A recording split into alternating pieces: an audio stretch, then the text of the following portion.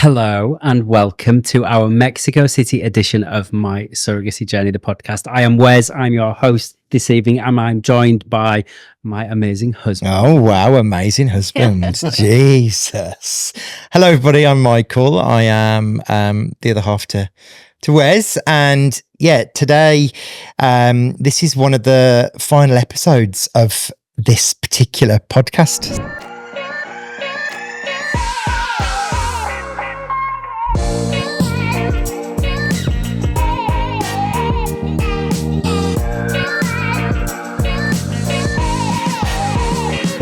This episode, if you are just listening, or maybe you're watching us on YouTube or on our shorts online, you will know that this is a conversation with IPs or with parents through surrogacy. And this particular episode, we may touch on pregnancy loss. We're going to be talking obviously about surrogacy. So if there is anything particularly triggering, this is your little self-care piece of advice now.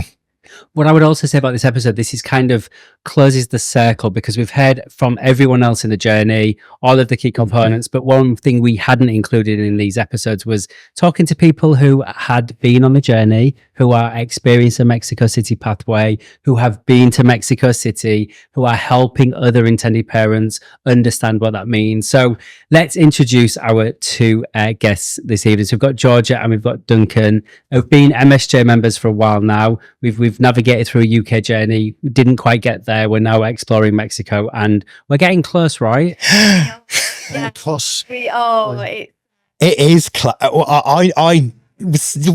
How close are we? We're probably like 2 weeks. 2 weeks away from embryo transfer. 2 weeks away from embryo transfer. So excited. It really is. I took a big, deep breath then because everyone or anyone that has followed your journey, either through Instagram or from just knowing about the two of you, everyone is holding their breath now. We are all rooting for this. We really are. And then, like, look, we really support everyone who goes on a journey with us. But like, and I'm not saying we have any favourites. Just caveating that. Yeah, out disclaimer. There. But we're so invested in your journey. We've been such a part of your journey for a long time now, and we're just so like invested to get this over the line and get it to the point of where there are not that we follow some journeys more than others, but there are journeys that. And I don't even think journey is the right word to use because it's not. No, it's not. And it's it's been bloody tough, hasn't it? Oh God, yeah. We've often sort of questioned our sanity. I guess we're just yes. sticking with it. Yeah. But yeah. Often those are in the moments when you're challenged, and when we sort of take a step back and look at the bigger picture, we're still so emotionally invested in what we're doing, and we'll continue to be. I think what's really evident here is, and I think you were probably going to say this. Did I really? Do you know where this is going? Let's see it. Come on. It's synergy. It's you are where you are because of how solid the two of you are, and the way there's that whole piece that I've seen on Instagram so many times about a relationship, about when one person is at 20%, then you will pick up the 80, and that is you two to a T. When you're, and quite rightly, when you're down, you're like, I'm on the floor, I don't really want to get out of bed today. You are just both dreaming with how you've got each other. Yeah. And you didn't steal it, but I'll jump in now. Is like, I think I see a lot of couples, and I see a lot of couples going through loss, and I see a lot of people's not getting the outcome that they wanted. And I think the one thing that the word I would use to kind of describe you two is you've got so much resilience. You're so resilient, and I know it's not that easy, it's easy to say, but you just have this connection with each other that allows you to bounce back. You're so resilient. And I know that behind closed doors, it's not as straightforward as that. And there's stuff no one sees on Instagram and stuff, but you keep so positive, you keep so resilient, and you keep so focused on the end goal. And I think that not everyone can do that, No. And I think the reason why, we've chosen to be so open about it is to be a support for other people, or a comfort, or, you know, a bit of reassurance that you don't actually have to have it all together. You know, you don't have to sort of be this positive person all the time, because, you know, we're human beings, and, you know, we suffer. Not everything's Instagram, is it? Not everything, no. And so I've really tried to show the moments of sort of feeling downtrodden, and the moments where you don't feel hopeful anymore. But then It's when you're vulnerable and when you're feeling you're weakest. But I guess you need that outlet to be able to sort of say it and let it go, and be able to move on. So it's put it out there, gives you the ability to step back from it straight away and let it go. I think I'm a huge advocate in however you feel is you know, valid. Is absolutely, is however you feel in that moment. And the moment you talk about it, it allows you to just release it. You know, often it's human nature for us to keep things inside. And so we, you know, this whole journey from, you know, the beginning of our sort of partnership with you guys has allowed us both to grow together, both individually and together. And that's important, you know, for us to know we've got each other's backs. Yeah. And has it always been like that, or do you think that's something that you've developed over these mechanisms to cope with it over the time? What would you say to someone who might not be as, you know, they might not think they're as resilient as you? What advice would you give? I think, you know, you probably are, you know, and you just don't realize it. You have to almost be strict with yourself. You've got to kind of put a code in place. You got to mourn when things go wrong, or when you have a setback, or, you know, you get a negative result. You've got to go through the process, but you've got to recover quite quickly from it, and you've got to kind of stay aligned with each other about, you know, and stay focused on the end goal, because there's going to be setbacks all the time. It's like we always say to everyone, it's not a linear process. No. Just when you get to the point where you think, oh my God, we're getting there, and look at, and you've all of a sudden, you've had this, and we'll touch on some of this in a sec. But let's rewind, because I vividly remember I was the person that had the first call with you, didn't I? It was just you and me, and I remember talking to Wes about the conversation that we had, about how emotional it was, about how, I don't know, there was definitely a connection. There was definitely a desire for we have to help this couple. You know, we obviously do our best to help everybody, but there was this, just the story behind what brought you to where you are, and just knowing how incredible the two of you are and what great parents you're going to be. It was like, right, what do we need to do? What can we do? And that's when the journey. And how long ago was that? When did I don't remember, actually. It was 2021? 22? Oh, it's end of lockdown. Yeah. It's going back a long way. Yeah, it was probably 2022-ish, I reckon. And here we are today. Yeah. So, Wes, talk to us about when you took over in terms of managing Georgia and Duncan's journey, and what. And I think I've always been part of your journey in terms of managing it, and, you know, as the team's grown, more and more people have become part of your journey too. Yeah. But I remember that. Let's talk about that time when we realized that the UK wasn't working and we needed to find a solution. Yeah. And the solution wasn't to continue finding another surrogate in the UK. It was about, we're just about to launch this pathway. How do you feel about kind of trying it? What are those things? I remember that call as well. I do. What are you doing now, boys? But what was your initial thoughts then? Because we knew that, you know, we had to do something different. Absolutely. And when, you know, the UK path didn't work out for us, that was a real low point for us. And we genuinely thought, like, where do we go from here? And I think the thing that's always helped us work with you both is knowing there's always a solution. There's always another option. And for us, that's giving us the strength. Yeah. And, you know, in those moments It's where just a you're setback. grieving, you know. So we often say to other IPs as well, if we'd have known about the Mexican pathway at the beginning, we probably would have. Would you? I didn't know. I didn't know that. There's pros and cons, isn't there, of everything that you look at. Yeah. But, you know, for us, you know, and for many IPs we've spoken to, they've already endured years of fertility treatment or years of exploration of what's happening. And so when you reach the point where you've made the decision to, you know, go down the surrogacy route, you're sort of ready. And then to then have to face another number of years, months, it's a huge barrier to people, just to their psychology of it all. Totally.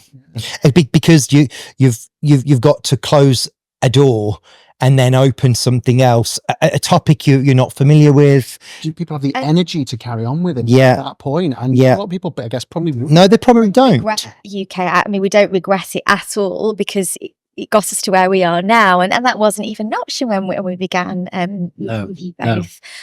We just, you know, we knew that the American route was out of our zone price wise. We knew that was never an option for us. Yeah. So yeah, we just sort of ruled it out, and then until Mexico City was presented to us as a new pathway, we were like, oh, okay. Maybe we can start to make this like, what's Wes cooking up now? Yeah, but you know what? What I like about you guys is like you're always really open, and you've always been really honest. I think we've always had a really transparent conversations about what the possibilities are, where we're at, and how we can move forward. And I think, what was your first kind of initial thoughts when we talked about Mexico City? What were those apprehensions? What did you think?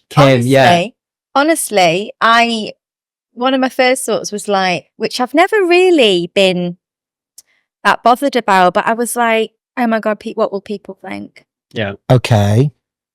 I can understand. No, I can. Well, no, I think what that shows is there is a perception out there that surrogacy in Mexico really exploits poor and vulnerable women. And how will you be viewed if that's your pathway? Absolutely. And in fact, I've had a lot of positive sort of comments on my Instagram, 'cause as you know, I've been really open about my journey, and that's my choice to do it. It isn't everyone's choice, but I find it quite cathartic. Yeah. And so it was the first time ever that I got a few comments about, oh, do you know more? Like, what do you know about this? You've done your research. And had that person asking the question, out of interest, where was that question coming from? Was that someone that knew about it, or again that perception? Yeah, exactly.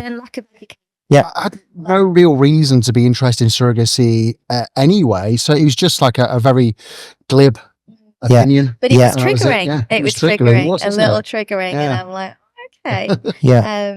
So yeah. I think what was your my initial thought was, wow, that sounds complicated. How's that going to work? How do we navigate that?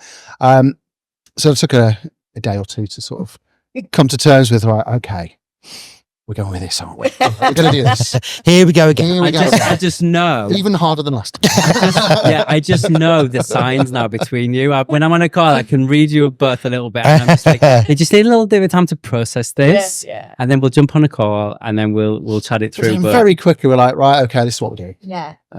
So once that button was pressed, then, so when you had that conversation at home and you were like, come on, let's go for it. What made you decide that Mexico City is the route for you? I think in the back of our minds, we knew we were going to do it anyway. We just needed to go through our own processes of justifying it to ourselves, didn't we? But yeah, I mean, we weren't going to give up. We kind of knew we weren't going to carry on in the UK because of the time scales, and just you know the you know, I'd say the problems with finding people who are willing to do it, and I think we were just. It's a ticking clock as far as we're concerned. Yeah. So it just made complete and utter sense logistically to go for it. And only thing we had to really overcome in our minds was, how do we start? Yeah. And so initial call with you guys, I mean, we made the decision really in our heads already, hadn't we? But right, we're just going to go with it. We're just going to hell with it. Let's just see what happens. And actually, I must admit, at my first thought of what people think, most people have been so supportive. And I think that's where, we both get our strength from, other people's support and love and encouragement, with no judgment, No. and that's really special for us. So yeah, once and I think as well, it's making the decision and not really like asking too many people's opinion, and that's it's a real practice, it's a real art though, that sometimes it is just sort of like making the decision and going, no, this is particularly when it's a route that people have no idea about, so that's new as well. They're forming an opinion of their own experiences, and it's not anywhere near educated in terms of the reality, right? That's where I think the gap was then. So we were, I get that. A lot of our conversations were around educating our friends and family on what was going to happen, how it was surprisingly easy.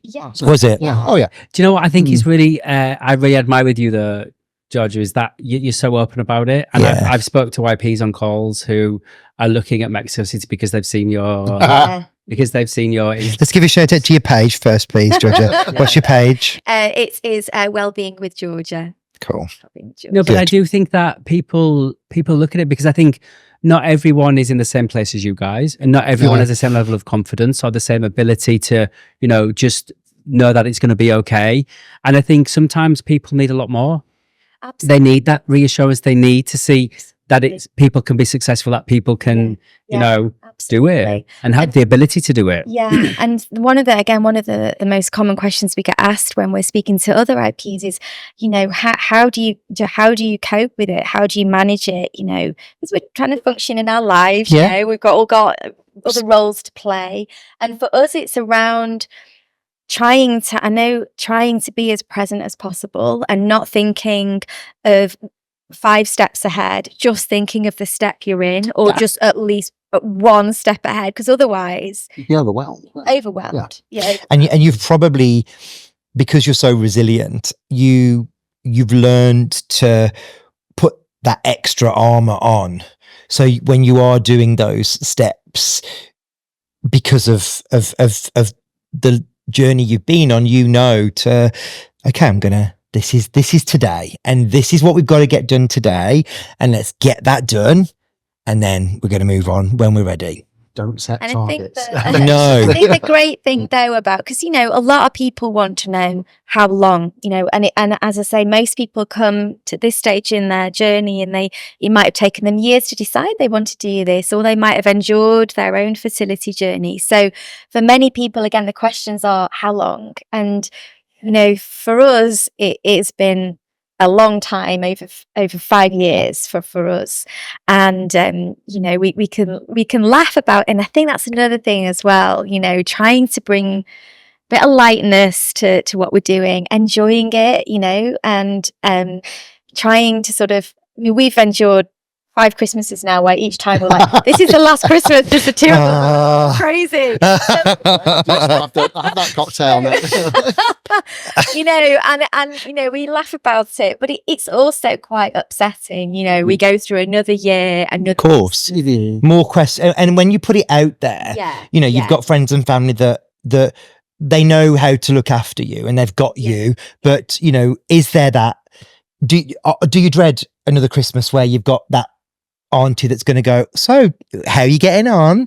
It is. It's all milestones, isn't it, that we associate with our life and where we want to be. And God, did I think we'd still be here? No, but we are. So and we're just really grateful that we are where we are in like a few weeks off embryo transfer and getting out to Mexico City so quickly, and just that. Let's talk about that. Let's should, because as well there's a you said to us, it's be warning you when you say go, we're gonna go. Oh, we don't mess around. Exaggerating. Yeah. That's normally my job, Duncan. Wind. Absolute whirlwind. Yeah, when that button gets pressed. And that's where the advantage of Mexico City is that there's nothing holding us back. You know, we can Yeah. move at pace, and I did kind of warn you, didn't I? Like, You did. once you push the button, we're going to go. You did. It's amazing. It's exciting when you're in the middle of it. It's like this is happening so quickly, but you get so involved as well. Yeah. And I suppose it's when exhilarating, when you're used to everything taking forever, yeah. to then have some momentum. Well, everything has to happen in a sequence, doesn't it? Well, it does, and that doesn't happen with Mexico. We can run everything in parallel. We can, you know, we've got swarms of people that are going. It's so you touched on another Christmas when you could another cocktail, another drink. Last Christmas was a bit different, wasn't it? Because It was. what was happening? Yeah, so we, so it, as I say, well, things happened really quickly, which for us was really exciting, and so we had. Start where the initial call was with Wes. What's that? When do we have the initial call with Wes? We had the initial call. Was it October time? Yeah. October time, and then we flew out to Mexico City on the 28th of December.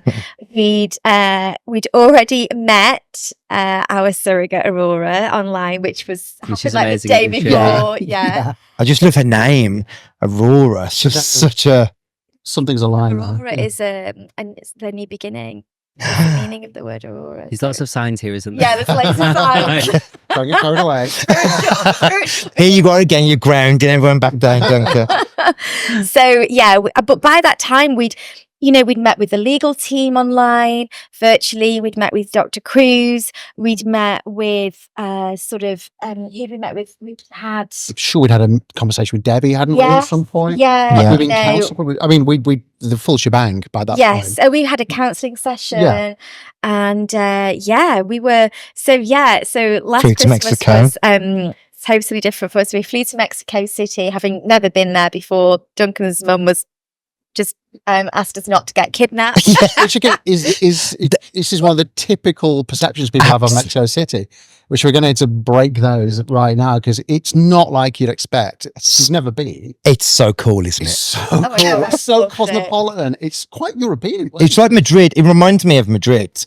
There are so many Michelin star restaurants there. It's got so much Yeah. culture. It's just somewhere that's so vast. It's not as busy and No. as hectic as London. No, It's stretch. It was an absolute pleasure being there. it really is. because you were there for New Year, right? Yeah, Yeah. yeah. What was it like New Year's Eve in Mexico? Quite calm actually. It was really calm. We went for a nice meal and then there was nothing happening in the streets. The bar, we tried to go for a drink before we went for the meal, didn't we? But there was nowhere open. Really? Right, right, A lot of margaritas. margaritas. But I think I flew out New Year's Day, Mm. Oh yeah, you did. and then we went for dinner. Oh, because you met them, didn't you? Yeah, we yeah. did. Yeah, we timed. Yeah, it was really nice that actually. Uh, But we got picked up from the airport. Jess was there, the Aw. driver, which was really nice. And it was just nice, when it's funny, isn't it? When you fly back from somewhere, even when no one's supposed to pick you up, you look for someone, Yeah. So it was so nice to actually arrive in Mexico City, which is where we'd never been before, and actually have the comfort of somebody picking us up, taking us to our Airbnb. It was just perfect. Yeah, it was. I mean, we weren't left to our own devices at any time. Because it's a busy airport, isn't it? And you come out and you're like, it's full on. The senses are going crazy. You're tired because it's a night flight. yeah, you get a little bit delirious when you get off. Yeah. But yeah, so you basically your hand is held. You're taken straight to where you're staying and then sort of set free for a little while. And then, you're taken to every single one of your appointments by Jess and, you're driven there. Everything's translated for you. And that was the kind of like it's like there's no void there. There's no unknown. Everything is, you can't cater for, aren't you? But not everyone gets this, do they? Yeah. That's some of the challenges. Imagine doing that alone. No. Well, I've seen it on the forums, online, and Jess has obviously relayed her experience with her old agency, and just saying people have to make all these arrangements themselves. They have to go to appointments themselves and translate if they don't speak Spanish somehow. And it's crazy how anyone could actually cope with that and be able to make the arrangements and not send themselves completely insane or get lost.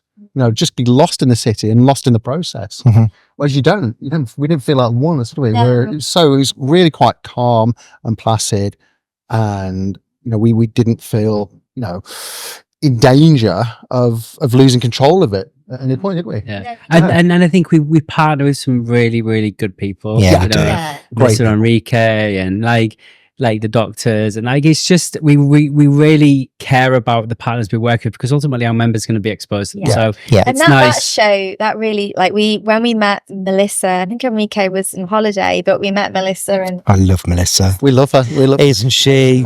I love Melissa. she just talked in like language that we understood. You know, she made it very clear of her job. She's phenomenal. In this process. how she was going to do it, and just her level of expertise and her contacts as well. Yeah. You know, she's really well respected. intellects as well. Yeah, she's Which is just phenomenal. cool. She's really nice to speak to. Yeah. So we just felt really held. We felt safe, emotionally and physically. I think we felt that's a key safe. point, that isn't it? You feel safe in every sense. Yeah. Yeah, Every in sense, yeah. And then And I think there's also the connection back to the UK as well. So yes, Yeah. you're in Mexico City, but you still have access to Debbie Mm. when semen analysis results come Yeah. through. When anything clinical comes through, Debbie's there to give you that information and just Yeah. react to anything that's happening while you're in country. That happened with us, obviously, didn't it? I mean, Yeah, and we were a case, and the channels of communication were still very much open. You still didn't feel like isolated from part of the team. and this is over a major bank holiday as well, so it's that holding didn't wilter just because it was New Year's or the first week of Jan. No. no.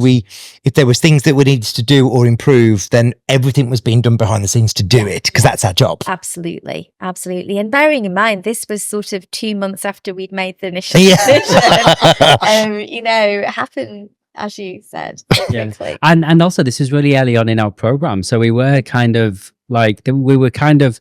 building the bridges, we were going across it in some aspects, but we knew exactly what we wanted to do. We knew the experience we wanted to do, and we believed in our program. Yeah. And I think, how busy our program is now goes to show that the infrastructure we've put in place is working. And it's nice to hear that you felt everything that we intended you to feel. Yeah. Because that's really important to us. We know what a big step doing an international journey is. Uh-huh. And also, we're a new organization in Mexico City, but we care. Yeah.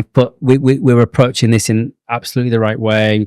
The way that we screen our surrogates and all of those elements means that it does make a difference to how quickly you can move. Yeah. And we don't want the unknown. We've worked with organizations that you start thinking you're going to be moving in 3 months, but you end up still in the same 15 place months later, you're still and there. It's just that's not the environment that we created, and that's not what we want from members. Not at all. No. And I think just going there and seeing everything for yourself, again, just sort of dissolves any worries that you had around anyone being Exploited. Yeah. I want to ask a question on this. Let's call this out. So I want to know, and none of these, this is the first podcast that we've done in this series where we don't have questions, because we didn't want this to feel rehearsed or scripted. But I am curious for your opinion, the two of you, on what was it like when you first met Aurora.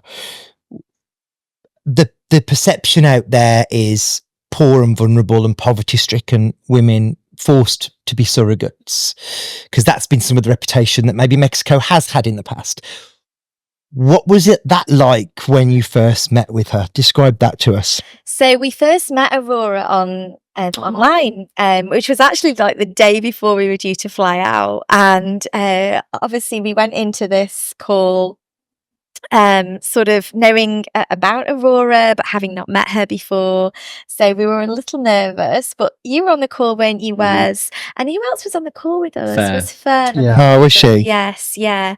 And so it was, we're a bit like, oh At God. first, it's quite a strange experience, isn't it? Of course. When there's a language barrier in particular. Because that's an element of difference to it, Can't right? deny that. It's not a standard normal situation, at the best times anyway. No, So no. you quite quickly overcome that, though, don't you? Yeah.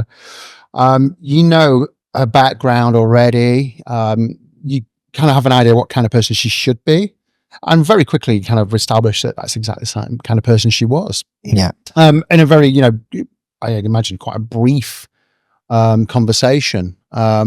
it was kind of allayed a lot of our fears on that point, didn't it? It did. Yeah. And then we weren't just having people thrown at us or No, foisted upon us. no. Yeah. It was none of that. No, I remember you saying was, this is, if you don't feel that connection, then you're not under any obligation. It's got to be right for both of you. Totally, It's gotta be right And for we both say of that to surrogates as well. Like, Yeah. this is a really personal journey, Absolutely. and you all play a really personal part in it, and you have to have that connection. Yeah. If you don't, then that's not the right person for you, or you're not the right person for her. And Yeah. it is really straightforward as that. It is. So then when we were meeting, I remember the night before we met Aurora in Mexico, Face to we face. were like, Yeah. oh my God, like, I don't think I know this bit. where we were like, God, where do we start? Like, we were like, oh my God, we've got to. How do we structure this? How do we structure this? So Was there a PowerPoint? We did sort of plan about it. It's like, otherwise it could be quite awkward. So we want to make her feel as comfortable as possible, course. as quickly as possible, and reassure her. And yeah. so we did come up with a little bit of a plan beforehand, didn't we? We did. We came with a plan, and so we met. We got there super early. Obviously, we agreed to meet at this coffee shop. We got there like super early, and then Fern arrived, and Jess arrived, and then Aurora got stuck in traffic because Mexico City traffic. Oh, that's that. Yeah, that's anyone coming to Mexico City, the traffic is horrendous. So yeah, she got stuck in traffic, and I was like, oh my God, what if she's gonna make it? Like, she's gonna stand us up. oh God, All of those fears and anxieties, Yeah, of course. securities of changed the mind. I mean, coffee doesn't help either. No, and you're jet lagged. Jet lag, strong Mexican coffee. it's strong. It's really strong. Anyway, she arrived and she was very flustered, very apologetic. Aw. And, we just were like, just chill, get a It was more nervous drink. than we were. Yeah, and that's really common. And also, she's late, so she feels like she's Yeah, of course. But she was such a sweetheart. So wasn't she? so we figured we really owed it to her and us to start from the beginning of our journey, and we tried to keep it as brief as possible, because how do you fit 5 years into like half an hour? So we it's hard reliving that journey, but it needed to be done. Yeah. And then that's really nice that you did, like you that open book approach it's to. about the foundations, isn't it? It's about you starting the relationship Yeah. with everyone, being really transparent about and it. it doesn't matter if you've been on the journey for a year or 5 or 10 years. It's important. It's your I think, journey, yeah. We just wanted to make it clear from the outset that this isn't transactional. That this That's is important. we're a relationship. We're a team here, Yeah. and that her well-being, her happiness, and her health are of paramount importance to us. And it's not just okay, well, will you just birth our baby for us, and then we'll see you. totally. We'll see you in a year's time. I think it's about that mutual respect, isn't Exactly. it? So It we wanted to make sure she was happy. Where we wanted to hear her story or her motivations. What were her motivations, Duncan? Well, I mean, obviously, and there's no elephant in the room. There's a financial element to anyone's decision to do this, and rightfully so, because it'd take one hell of an altruistic person to just volunteer themselves to do this. Yeah. So there's always that, but she has her own daughter already.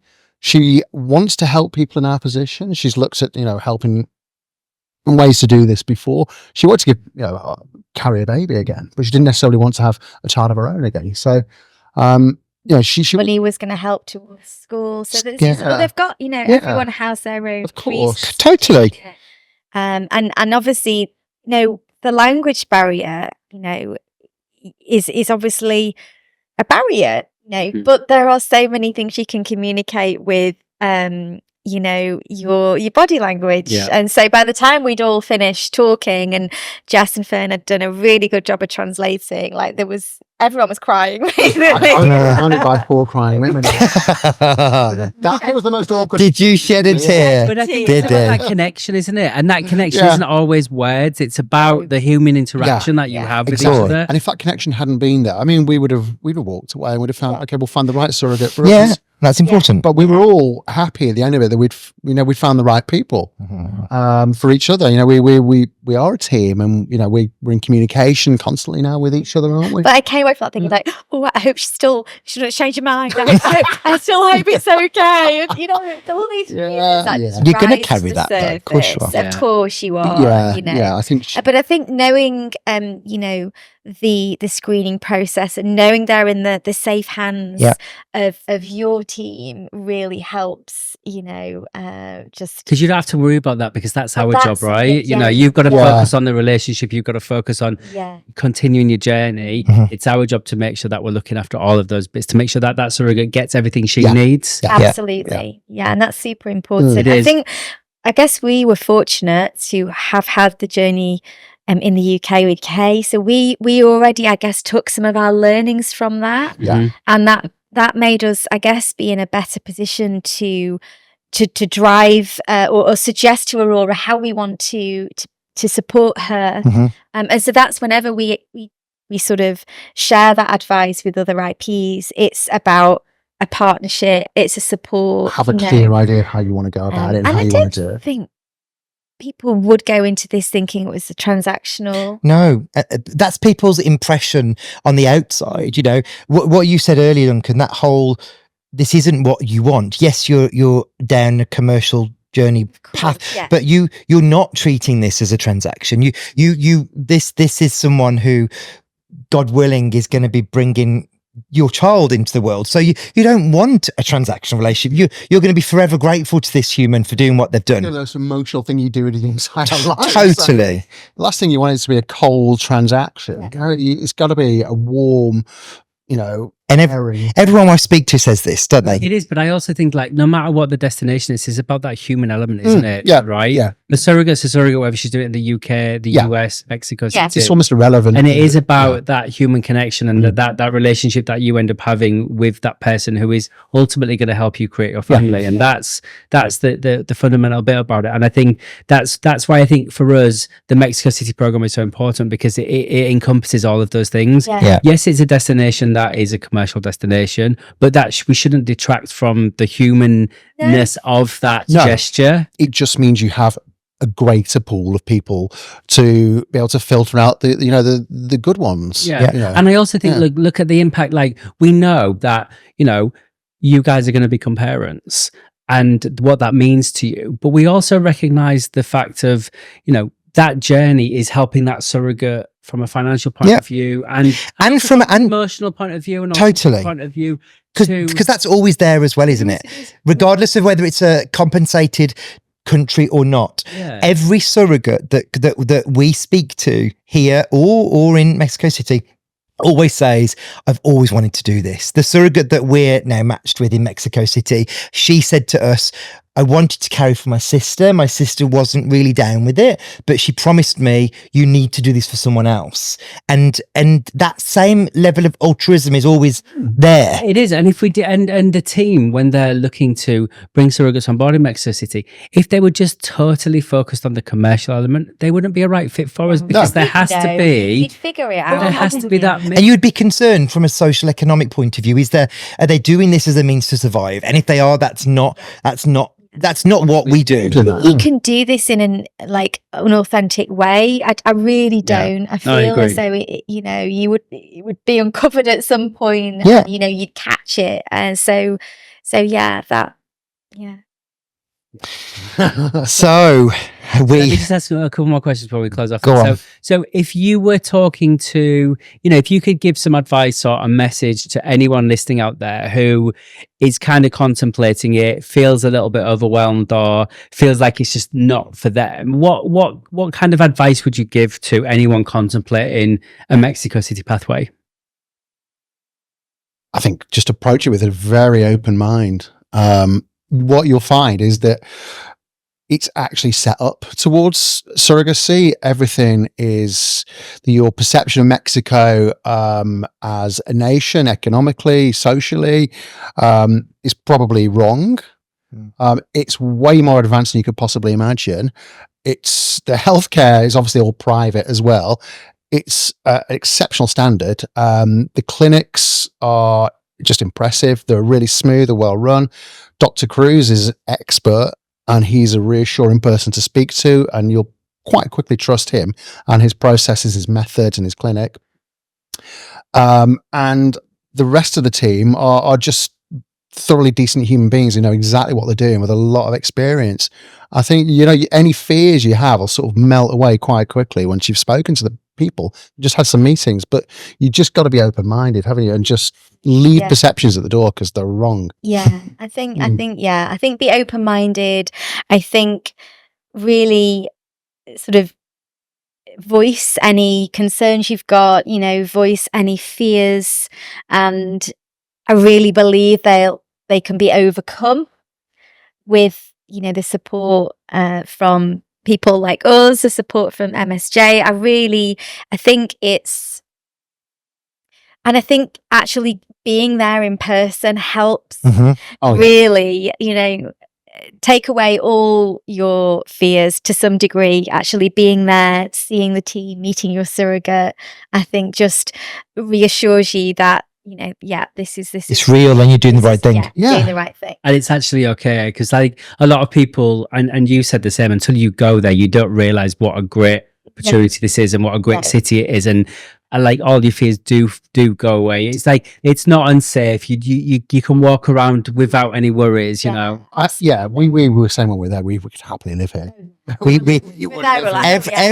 Everyone that goes, whether we've sent some of our team, they've gone, I think I might want to live here. I'm like, no, you. But I also think, like, for those anyone worried about that time in Mexico post birth, I think it's. I mean, look, we get that everyone has different scenarios and there's work commitments and family and all of those things we've got to consider. So it's not like not perfect for everyone, but it's not that bad, is it? It's not. No, and actually, a lot of my friends who have children have said to me, and said to us, when you first have your baby,